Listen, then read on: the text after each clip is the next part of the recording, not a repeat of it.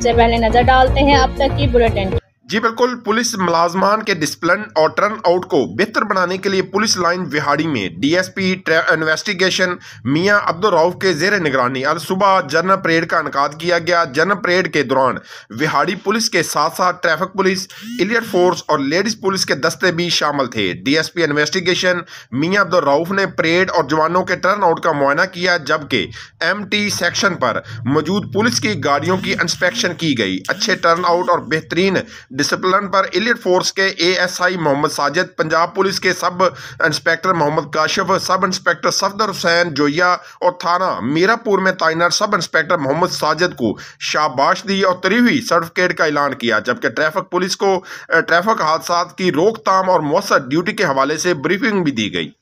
जी।